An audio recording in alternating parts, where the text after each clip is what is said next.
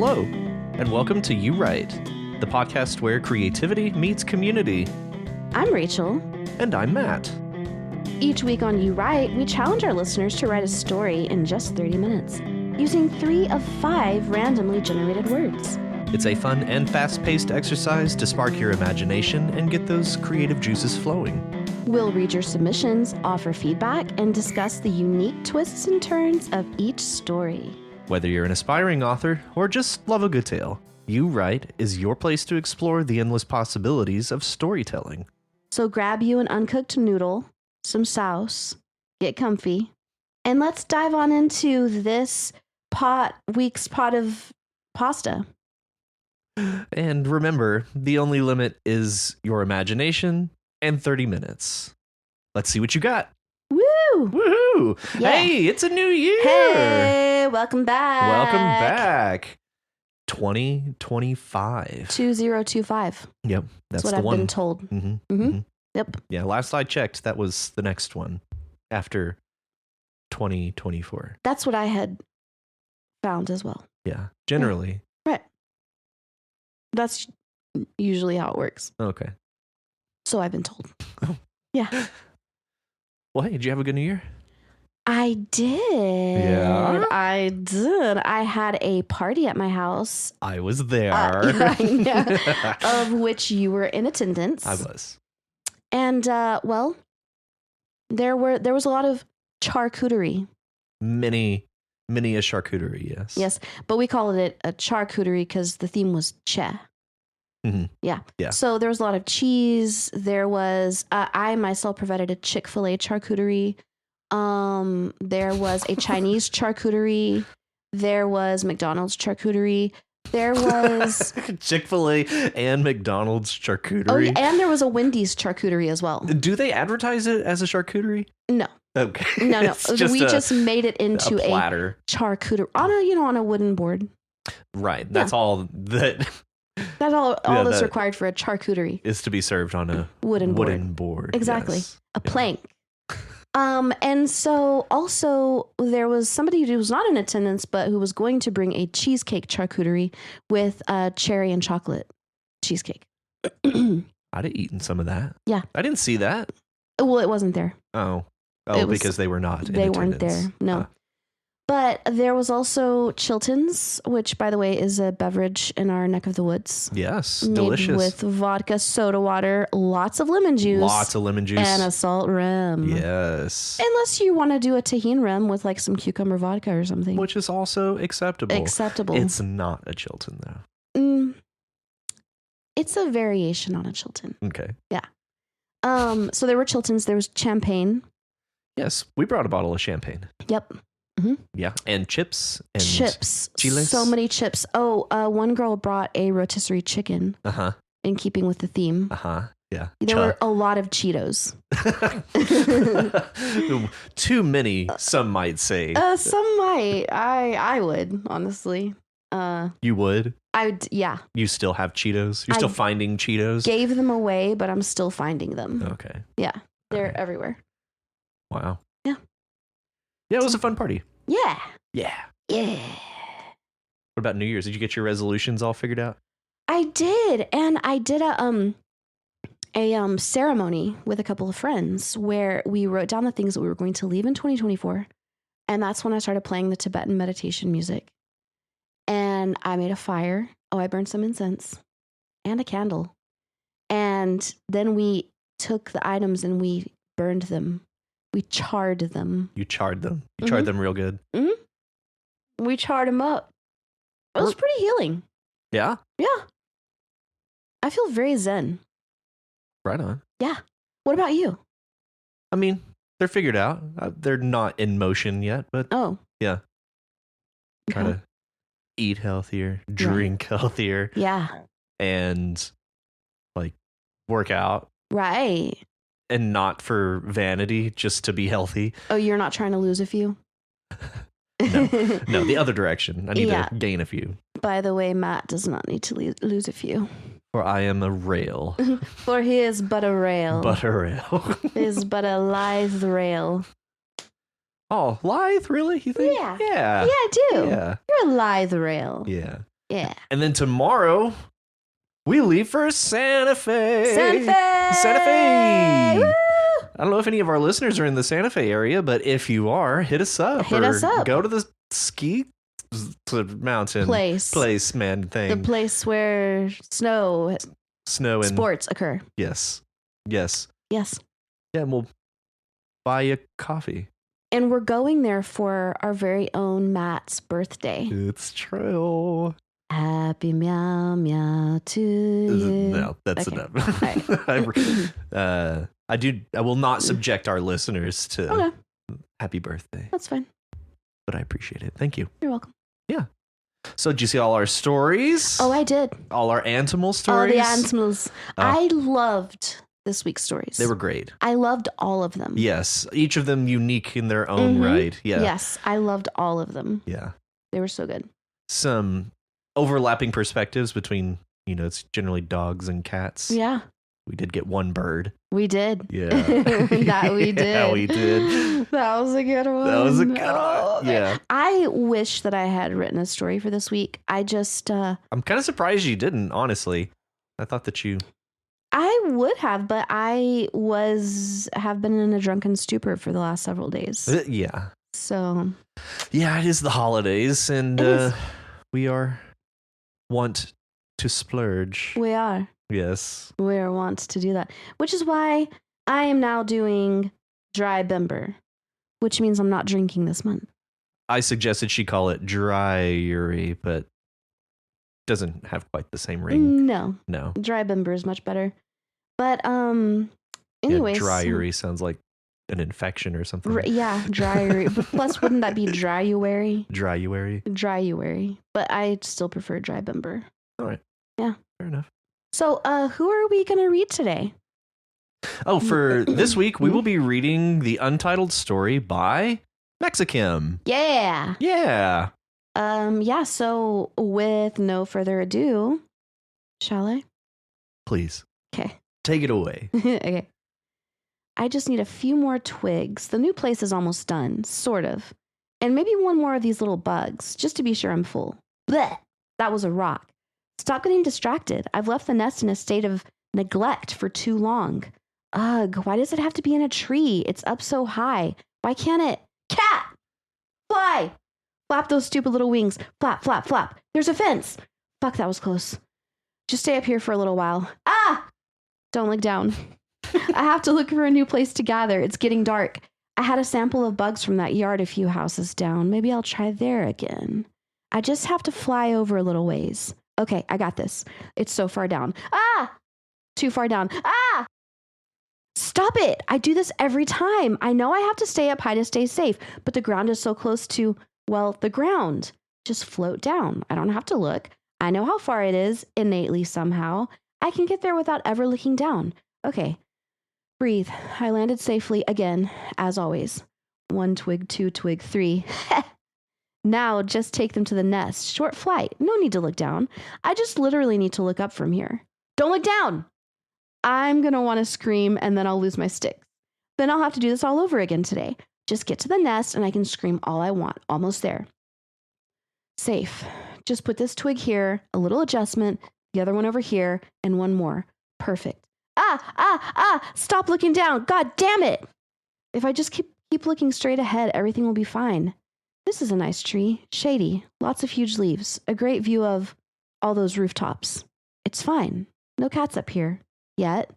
Oh, look, bugs. Yummy. Ooh, another one. There's one up there. Let's see if that branch has any different flavors. Delicious. Ah! I looked down. I should just go sit in my newly furnished nest. Actually, I'll just go to sleep. I have to be up early to yell at everyone. That was lovely. That was lovely.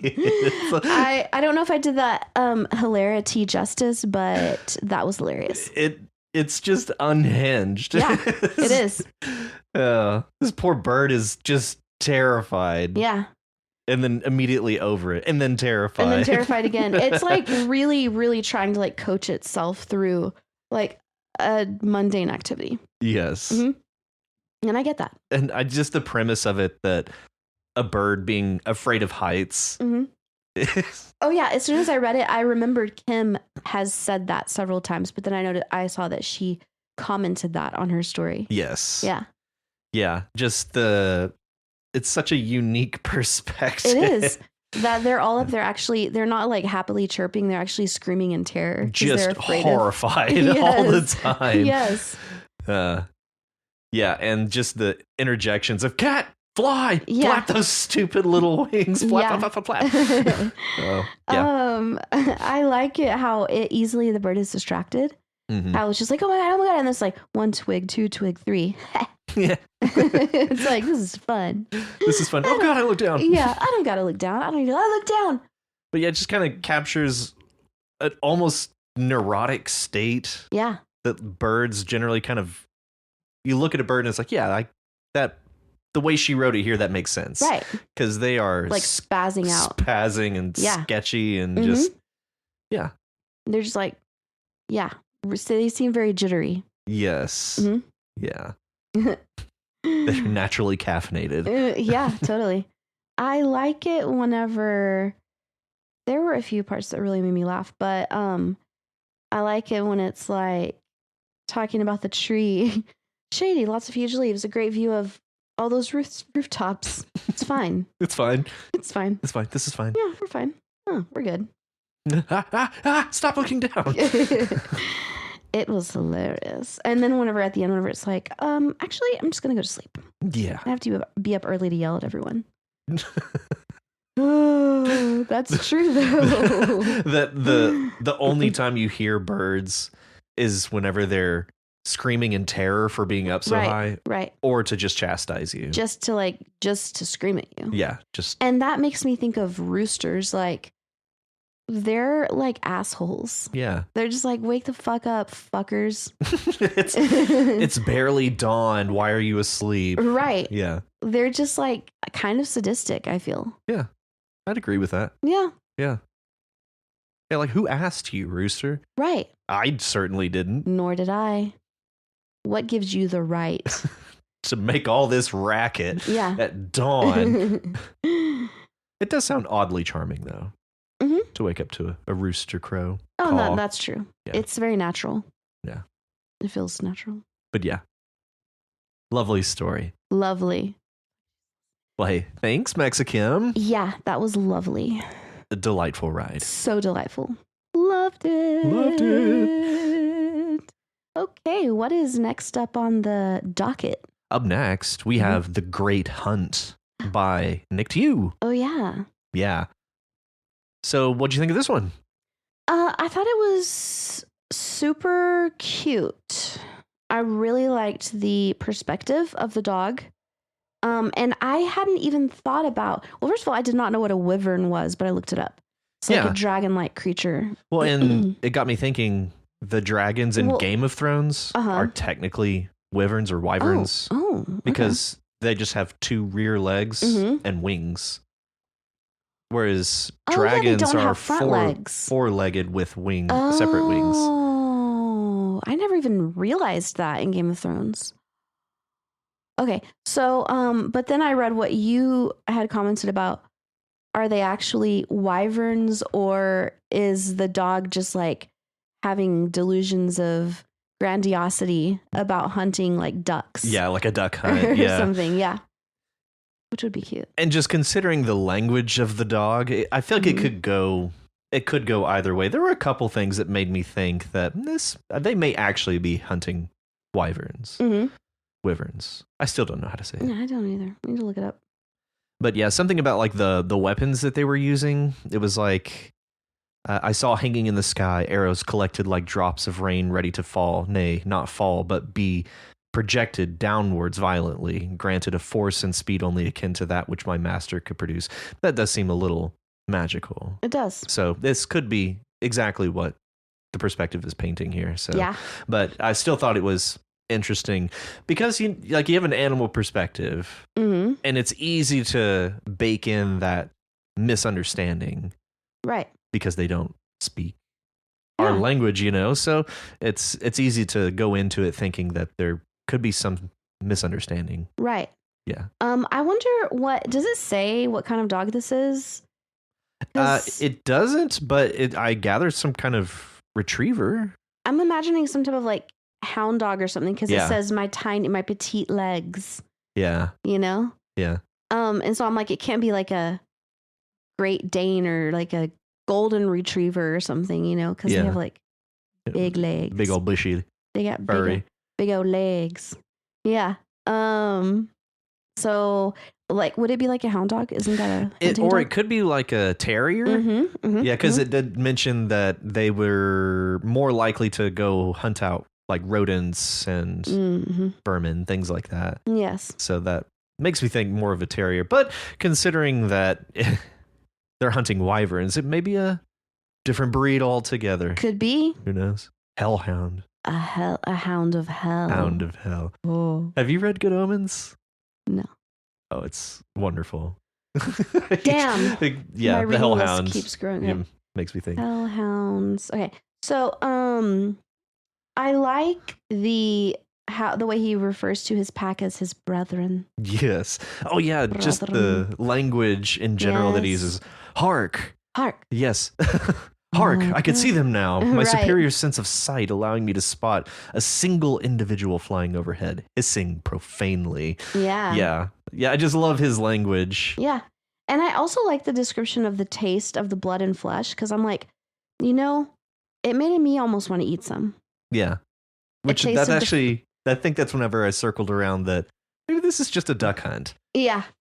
But it's like the flesh of the wyvern tangy and sweet in my mouth. I've never thought of blood as being tangy and sweet, but I like that description. Maybe wyvern blood is. Maybe. I don't eat a lot of blood, though. I wasn't one of those kids that sucked the blood out of my fingers or whatever, you know? Oh. You know those kids that whenever they cut themselves, they like suck on it? Yeah, yeah. I was never one of those kids. Yeah, me either. Because generally I wasn't like bleeding. Right. But even when I wasn't like sucking on it. No. You know, there's those one kids that do that. Oh, yeah. Yeah, we all know them. Right. Those weirdos. I mean, if any of you were one of those kids, you're cool. But the rest of them are weirdos. All the other ones, they're all weird. Right, but you guys are cool. You guys are cool. Yeah. Yeah, I really did love the old sounding language. That was very fun to read. Yeah. Oh, and I'm assuming Bruiser is a horse? I think so. Yeah. Do you want a treat? She asked from atop Bruiser. I wagged my tail and barked in affirmation, which I think that might be the first clue that we get that it actually is a dog. Right. The bark in affirmation. So. And the wagging the tail. Yep. Yeah. Yeah, that one was a lot of fun. And even now, I'm still not sure if it actually is a wyvern hunt or if it was just a duck hunt. Either way, it works perfectly. I'm going to go wyvern hunt. Yeah, I think so too. Yeah. Yeah. Because do people like ride horses for duck hunts? I mean, maybe. I don't duck hunt. I don't either. Yeah, and so I really, really liked the language and just the kind of medieval imagery we're getting. Yeah. Yeah. It's very fantastical. So fantastical. Yeah. Oh, and the idea of a dog in armor. Oh, yes. Thank you. Yeah. Now that was cute.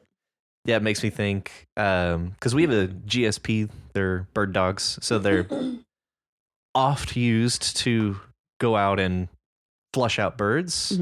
So they're usually hunting in tall grass, and so it's not uncommon for dogs like ours to have goggles, so they don't get like damage their eyes running through grass and things like that. Are you gonna get Otto a pair of goggles?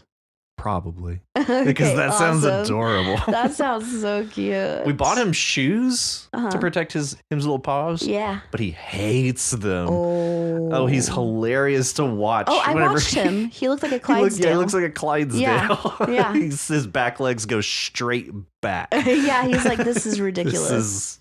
This is not working. And in the process, he looks ridiculous. Yeah.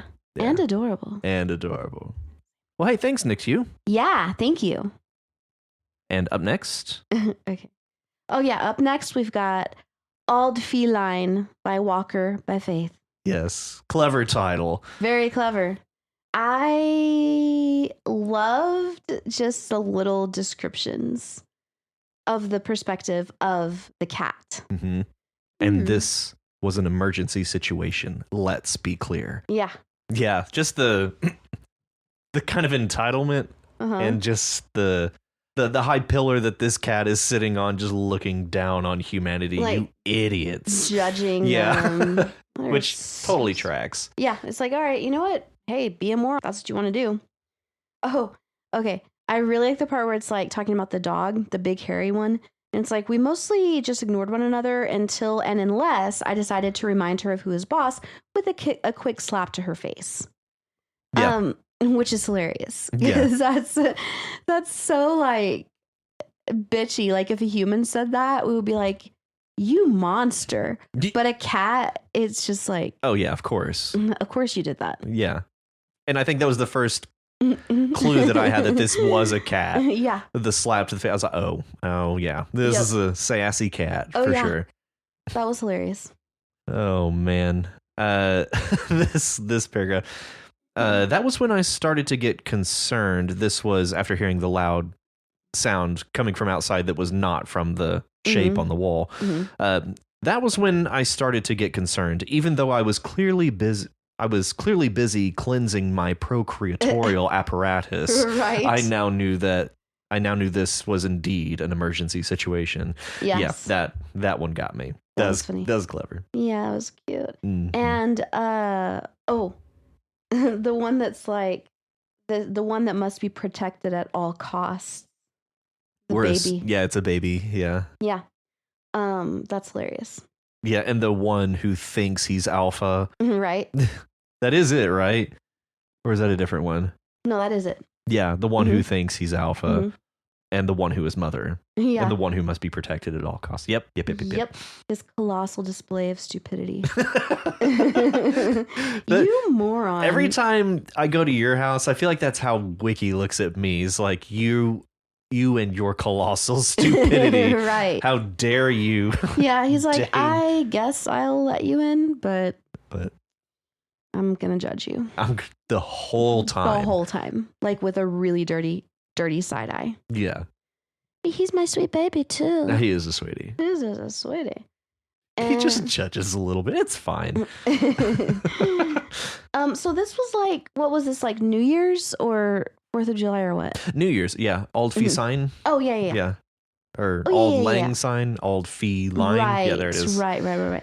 Bombs. They were bombs. And these stupid humans were acting like it was a celebration. A party of some kind. Idiots. And they say cats are stupid. Right. That's a great line to leave us. Bombs. They were bombs. They were bombs. Because if you think about it, like if there's actually bombs going on and then there's somebody just sitting there like grinning, then you would be like, there's something wrong with that person. Yeah, that's a problem. Yeah. There's something like missing upstairs. Yeah, but these bombs are fine. Right. Oh, that's funny. Mm-hmm. Yeah. Oh man, I love the perspective of this cat. Yeah. Yeah. And we had mentioned it before, the where you went? Hollow Kingdom. Oh yes. That book, Hollow Kingdom. Animals. Yes. There is a perspective of a cat in that book that this reminds me a lot of. Really? Yeah, the cat is like a ninja. And nice. You do not mess with the cat. I have got to read Hollow Kingdom. Yeah. But you don't have it in paper form, right? No, I do not. I'm sure it exists at the Noble Barns. Right. All right. Yeah. Yeah, Hollow Kingdom. Check it out. Nice. Great animal perspectives. Yay. Well, hey, thanks, Walker. Yeah, thank you, Walker. That was really fun to read. That was a great one. Mm-hmm. Okay, so now we are moving on to The Soundstorm Part 2, Tommy, by Steve Living Room. Steve! Steve! I didn't even think about the fact that he had an animal perspective to just jump into with Tommy. Exactly. Because I read The Soundstorm, I was like, wait, what are we doing? Yeah. Yeah. I loved this. Yeah, this is great. It was. I loved like looking at what was happening from the perspective of the dog, and you get to understand much more about what's going on because the dog knows things that the human doesn't know. Yeah, where Jake is just perplexed, just lost, Yeah. has no idea what's going on. Mhm. Tommy immediately starts to recognize that everything is like been eviscerated Yeah. or buried, or But it's like buried because Yeah. he can still smell it, yeah, you know? And so that's a really weird twist on this story because I thought that they had suddenly gone back into the past or the future. yeah, But in fact, they're in the same time, but everything just kind of went underground. yeah, just poof. Yeah. Yeah, it's almost like it was eviscerated, Right. And then it just like fell where it was into the ground. Exactly. Yeah, And just also, it made me think about the fact that animals do know so much of what's going on that they just are not communicating to us. Yeah. You know? I'm not going to say they're not able to because they might just be choosing to not communicate it to us. But they know things. So there was this comment by somebody on this story who was like, oh yeah, talking about Lovecraftian mm-hmm. animals and how they're just like bewildered, like have no idea what's going on. But I actually feel like animals know more of what's going on than we do. Yeah, Like they're way more in touch. Like for example, if there's about to be like, let's say a tsunami, you know, the animals have already started like going to high ground like 24 hours before, yeah, you know, like they know things that we don't know. And I feel like it's things that we are not in touch with because obviously we don't have animal senses, but also because we are using a lot of our like mental capacity for other thinking things. yeah, like reason and logic. Right. Yeah, it And eats up. interacting and with people and, Yeah. you know, trying to understand what's going on around. I don't know. But whereas animals are just completely in tune with those things. Mm-hmm. Mm-hmm. Yeah, very much just in the moment, in the present. Exactly. Yeah, We're all bogged down with thoughts of the past and the future. yeah, which don't even exist. Exactly. I've been saying that for years. Okay.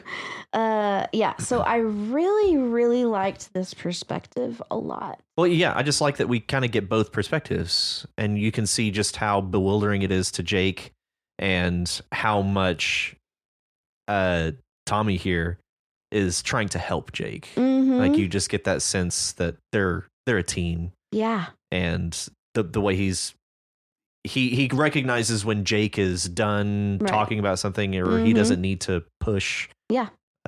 Yeah, it's very well handled, I think. Mm-hmm. And yeah, I'm just fascinated. Where did everything go, and how is Yeah. it still there? Yeah. Is it buried whole? Was it blown up? It's just it's Mhm. fascinating. I have no idea. And if everything was just blown up, how did they survive? Like, what is special about them? Well, he said something in the comments, Steve did, about how he's thinking of doing like all the people who were outside survived, but those who were inside of houses are the ones who got buried. Interesting. Yeah. It gives me kind of Langoliers vibes. Yeah. Except the other way around, because they Right. were in the plane. Yeah. But- yeah, exactly. Yeah. Yeah. Oh, the part whenever Tommy goes and pees on the neighbor's house or Mhm. whatever. That's for always barking at me when I'm going in or out of our home. Yeah. That was just a nice little touch, a little bit of levity where I think it was needed, Mhm. actually.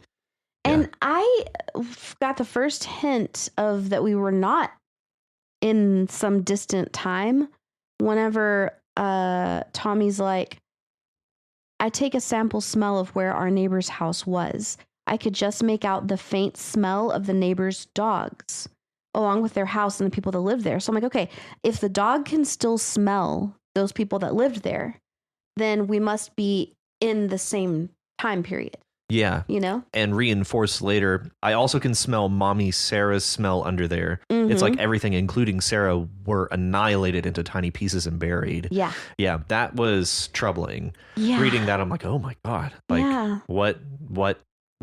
I know. Yeah. But I was also glad that Tommy seems pretty practical minded, because he wasn't like super sad or crying about Sarah. You know, he was just like, Sarah's under there, you know? Well, yeah. And I wonder if it's like, maybe he's thinking I can just dig her out. Mm-hmm. Like maybe I just need to dig, and Mm-hmm. she's just under there. Yeah, Maybe. at that point, it made me think maybe it's like a Stranger Things upside down, like Mm-hmm. they're on something Yeah. like that. But Yeah. the way that it was described as everything and everyone was annihilated Mm-hmm. and then buried. Mm-hmm.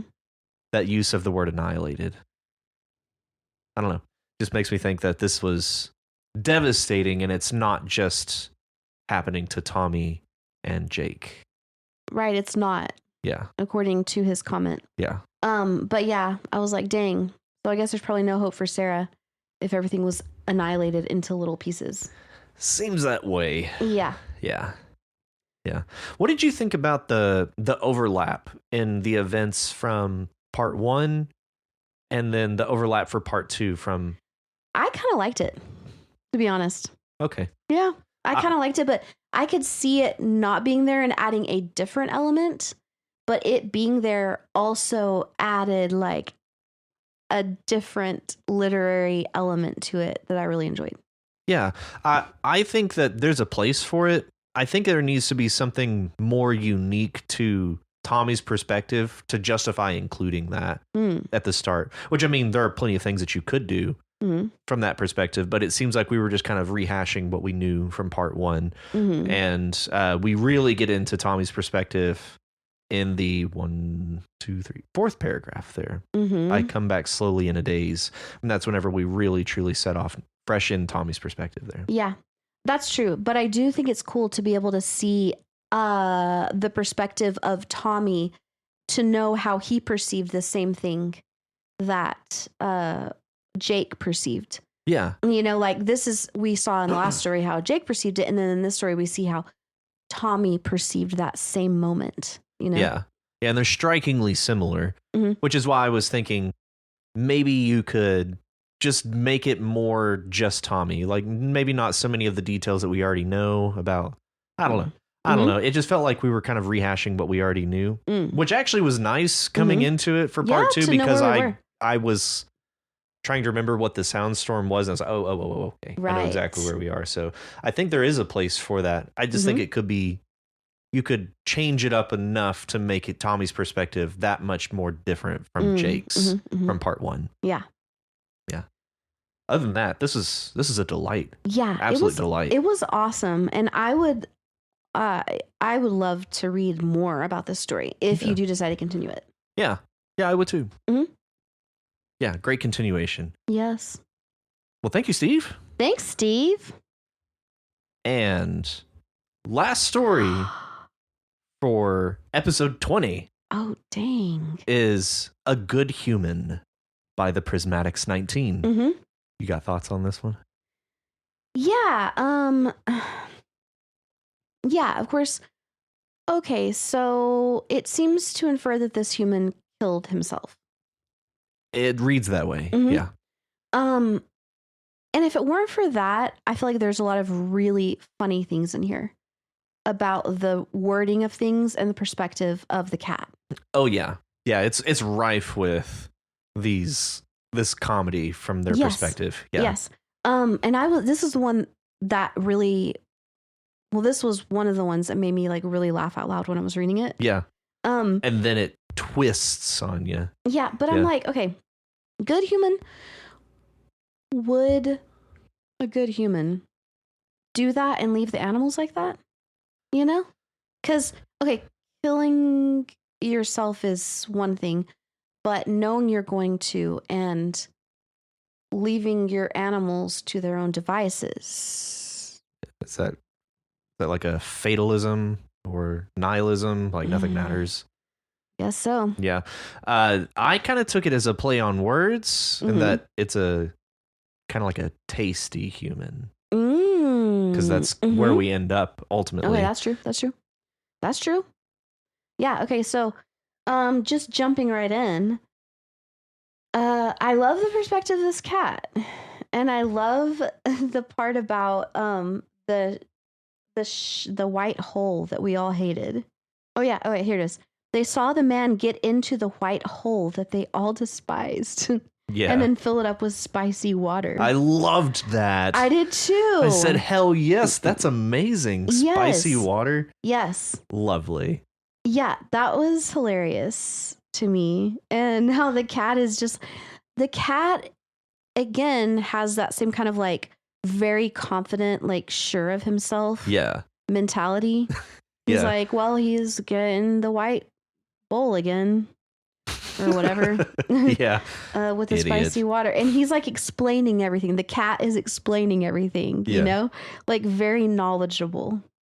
None of them had been brave enough to sample the spicy water this time. The big, funny-looking cat was laying by the white rim of the bowl and refused to move from the spot. Yeah. The large, odd cat was called Duke, Yeah. and he was one of the strange animals they sometimes caught glimpses of in the owner's light box.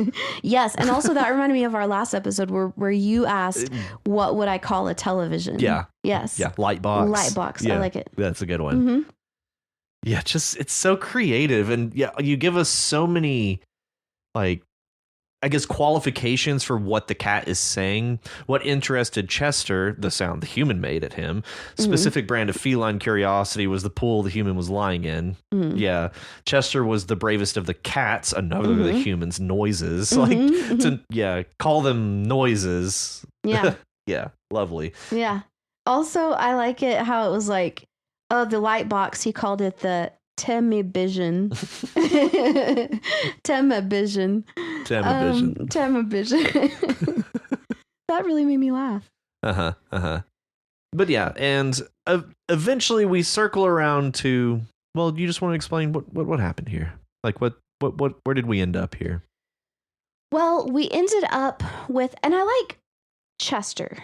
Yeah. I really like him because he's like, look, here's what's going on. Here's what we're dealing with. Here's the situation we find ourselves in. I don't take joy and delight in this, but we've got to survive. And of course, I don't think that he knew that he was eating the guy. He was just like, oh, the spicy water is the same color as the insides of that mouse. Or whatever, you know? Yeah, instincts. Yeah, because they're predators. And it tastes great. So he's like, we're gonna be okay, guys. Like, yeah. To me, honestly, like the saddest part was that the dog died.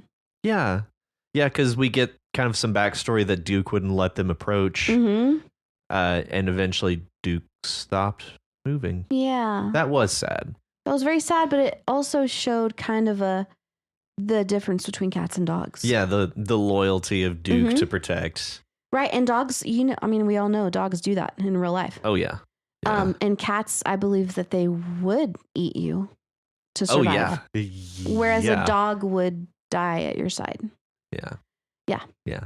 Yeah, that was really sad. That was. This was a real roller coaster of a story because it's so delightful and just jaunty and cheery and lovely. Yeah. All that to say, you told us exactly what we were going to find. You told us exactly what we were going to find in the first sentence. Yeah, that's and true. Despite knowing that, it still ramps up really well.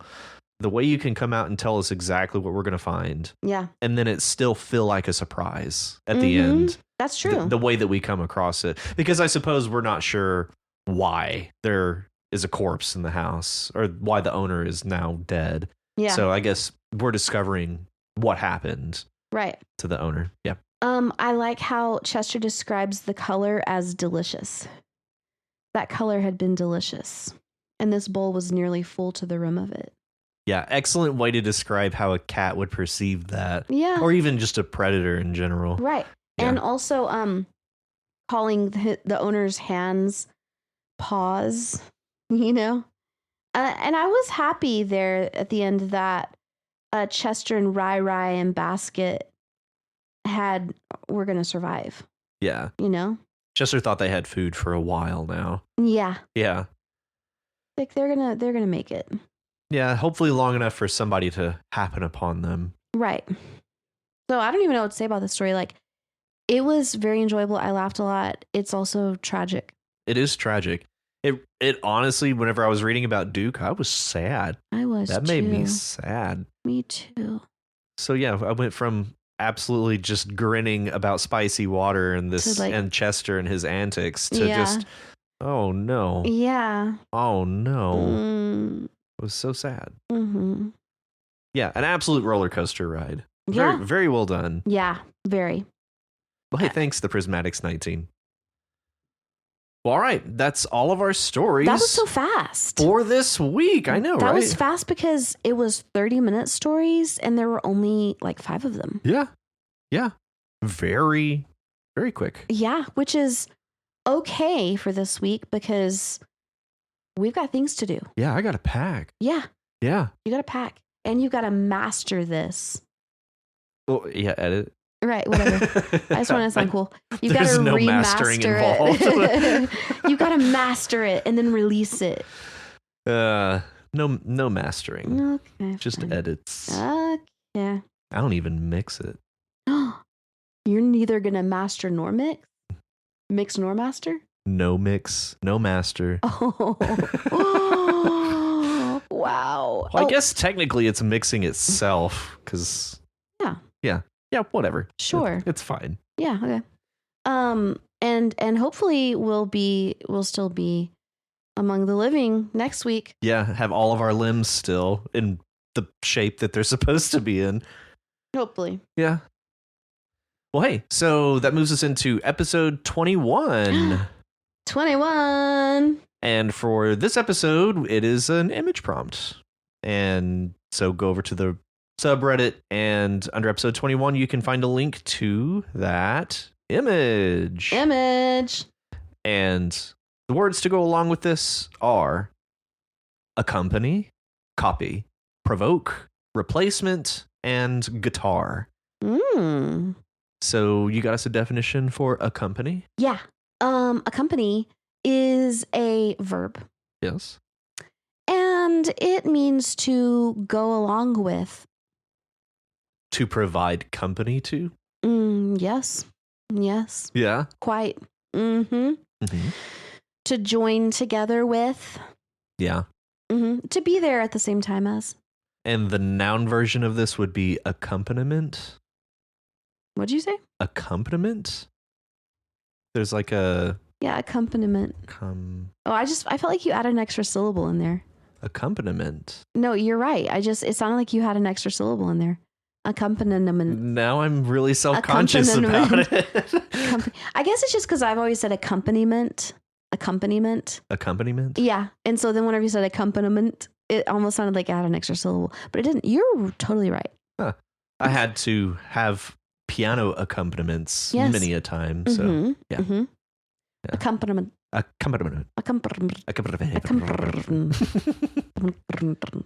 Okay, what about copy? Copy. Okay, so copy can be a noun, verb, or adjective. In noun form, it's a duplicate, a copy of something. In the verb form, it's to make a duplicate. Or what's going on over there? I just looked up the definition and it's a lot longer than I thought. Yeah. Yeah. And to copy, it can also be mimic, imitate. Yeah. Yeah. And then, of course, as an adjective, like... Is it an adjective? It can be. Can it? I think so. It's the copy store. Copy store? Yeah. Oh, like Kinko's? Yeah. Yeah. Yeah, exactly. Okay. Copy machine? Copy. Okay. Yeah, I'll buy that. Yep. Yeah. Not to be confused with a coffee machine. You're right. You should not confuse those. No. Drastically different. Yes. Okay, what about provoke? Provoke. Okay, so I'd like to go a little bit into the etymology here. This is from Latin. And voke means to call. Voc. Okay. So pro is forward. So provoke is to call forward. And the adjective form of this is provocative. Yeah. So put that in your pipe and smoke it. You know? That face you just made was so hostile. What was it? Can you do it? No, I can't. Well, what did it look like? Just like, it was like kind of. It was like a mic drop. Yeah. Like, fuck you. Fuck you, I'm out. Okay. That's not what I meant. But anyway, so provocative. It's calling forward. Provoke. Provocation. Mm-hmm. You know? These are words. These are all words. Each and every one of them. Yeah. Similar words are evoke. Yeah. Goad, spur. Yeah. Yeah, because evoke is to call out. Mm-hmm. Mm-hmm. Yeah, and to goad somebody, you provoke somebody. Yep. Right. Mm-hmm. Goad. Annoy. Make angry. Mm-hmm. Enrage. Mm-hmm. Yeah. Provoke. Yeah, it's interesting how we use provoke the verb as more of a anger type of thing, a fighting type of thing, whereas provocative can be used in that way, but it's more likely like tempting. Yeah. You know, like something desirable, whereas the verb is anger. That is interesting. Yeah, and provocation is also used in like an anger way. Yeah. Mm-hmm. Weird, right? That is weird. Yeah, it's kind of like horror and horrible. Oh, yeah. And terror and terrible and horrific and terrific. Yeah. You're right. You're right.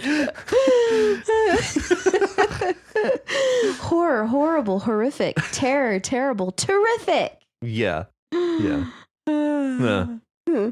I think about that a lot. You just sit up at night thinking like, I do. Terror, terrible, terrific. Yeah. Lost many a nights of sleep on that one. I have. I have puzzling over it. Sounds terrible. It does not sound terrific. It sounds terrible. It's not terrific. It is terrible, but it is not terrific. Yeah. Really fast, I have to just do a quick shout out to my dad. Because he used to force me and my brother to, if we were feeling like, I don't know, having a bad day or something like that, he would be like, okay, now repeat after me. I feel healthy. I feel happy. I feel terrific. And of course, when you're like 13, that's the last thing you want to do. Repeat that. And so I'm just like, I feel healthy, I feel happy, I feel terrific. And he's like, no, with feeling. And he'd be like smiling really big and going Mucho like this. gusto, yeah. I feel healthy. It was the most awkward, cringy thing you can imagine. And he forced us to do it like 20 times in a row. Oh, God. But you had to do it smiling, this really cheesy smile. Like rictus smile, yes. Yeah. And being like almost looking maniacal, or else he wouldn't release you. He just chains you to a radiator until you say it. Pretty much. Oh, man. Good times. I'm glad we could unpack that. Thank you. Yeah, me too. Thank you. Next, replacement. Replacement. This is where you put something in again. Or in something else's place. Right. Yeah. I'm just saying the prefix re means back or again, but yeah. Oh, okay. Yeah, totally. I mean, it's a noun. That's it. Yeah. Meant. Okay, you know what? It can also be an adjective. This is my replacement chalk. Yeah. Yeah. Do you have replacement chalk? No. Do you have replacement batteries? Sure. Actually, I don't know. Probably. Can I have some? What kind do you need? Any kind will do. Any kind. I really need a car battery replacement. But I'm sure batteries. A 9-volt will do. Yeah, I can. A couple D cells. I can harness the power. Yeah. From whatever kind of battery. Any old battery. You've got a replacement battery. Got some potatoes. That could work. Could. Not well, but it could. No, yeah. Last is guitar. Wow. Okay. First, I'd just like to comment on your impressive pronunciation of guitar. You're pronouncing the U, and I'm impressed by that. Really? Yeah. Oh. I am. I didn't even notice. I say guitar like a guitar. hick. Guitar. I don't say that. I'm not that much of a hick. Not I a just say guitar hick, just a guitar. guitar hick. Yes. Okay. Now, I have a lot of things to say about guitar. We all know that this is an instrument. Okay. A noun. Okay. Obviously, also an adjective. Guitar riff. Oh, yeah. You know? Sick guitar riff. That's right. But I have also lost sleep at night trying to figure out if there's a connection between guitar and sitar. I know the answer. There isn't. There. Linguistically, is there? Yeah, I'm talking about linguistically, etymologically. This has been very upsetting for me because I feel like there should be a connection. You But know? they hail from very different places. Not really. Really? Really. Huh. So, okay, here's the thing. The farthest back that I know of for the etymology of guitar is the kithar in Greece. I don't really know how to pronounce that. Okay. Yeah, Greek.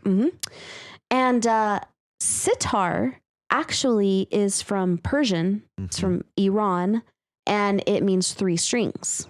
Okay. So all I can tell you for sure is that, well, from Greek, then it went to Arabic, guitar. Yeah. And then it went to Spanish, you know, after the Moors and all that. Right. And then obviously to English. Okay. So guitar and sitar, while I have not found an etymological relation between them, I can say that both Greek and Farsi, Persian are Indo-European languages. So was there something way back in the day, way up there? I don't know. But the fact that sitar means 3 strings kind of makes me think that there's not. Yeah. Because is there any possible way that guitar means 5 strings or 6 strings? Well, It's 6 strings, yeah. but the kithar from Greece, did that have 6 strings? Oh, I surely not. doubt it. Yeah. So the only way would be if the original kithar from Greece had 3 strings and that somehow went back to like a grandmother language, you know, like Proto-Indo-European. Yeah. Well, maybe not even Proto-Indo-European, just Indo-European. Yeah. You know? Yeah. It wouldn't surprise me if Yeah. there was some sort of overlap. Yeah. But you're right. It's kind of hard to find one. Right. Other than just the fact that they sound similar And and I are want- similar stringed instruments. Yes. I want so badly for them to be etymologically related because I always just assumed that they were until I delved into it and I was like, wait, what? And they said, no. And they were like, no. They were like, no, ma'am. How dare you? How could you? And I was like, I'm sorry, internet search. I'm so sorry. I'm sorry to sully your good name. I hate myself. Oh. Well, if you want to be like these wonderful writers and submit your story to You Write, head on over to our subreddit at reddit.com/r/YouWritePod. If you're unable to submit a story this week, that's fine. You can help out by reading and commenting on other people's stories. Each time you post a story or leave a comment on someone else's submission, you increase your chances of having your story read on the podcast. You can also reach us at youwritepod@gmail.com. If you like our show and want to help support us, consider donating to our Patreon at patreon.com/YouWrite. If you are unable to donate, that's fine. You can help us by sharing the podcast with other writers and non-writers alike. If you haven't already, be sure to subscribe to the podcast so you know as soon as new episodes are available. Also, be sure to leave us a rating and review in your podcatcher of choice. And, unless my memory is mistaken, we have a review! What? So, this review is by Damn Cute 44, who gives us 5 stars. Oh. And they say the best. I love listening and interacting with the podcast. Every week brings something new and exciting, and the host feedback on all the stories is always wonderful and I believe super helpful. They have built a really cool community, and I recommend to everyone I know. Do That's we know delightful. this person? Well, I'm assuming it's one of our writers. Damn cute. Damn cute 44. Damn cute 44. All right. Well, hey, thank you, damn cute. Thank you, damn cute. 'Cause That is so exciting. And damn cute. That was damn cute. Yeah, it was. That was Thank you so much. We appreciate Thank you. that. That just made my day. Yes. Yeah. Lovely. And remember, join us next week on You Right. A podcast where you write. Nobody knows the trouble I see. Nobody knows my sorrow. See y'all next week. This is a real upbeat way to end the show. I wanted to end on a high note. Nobody knows my sorrow.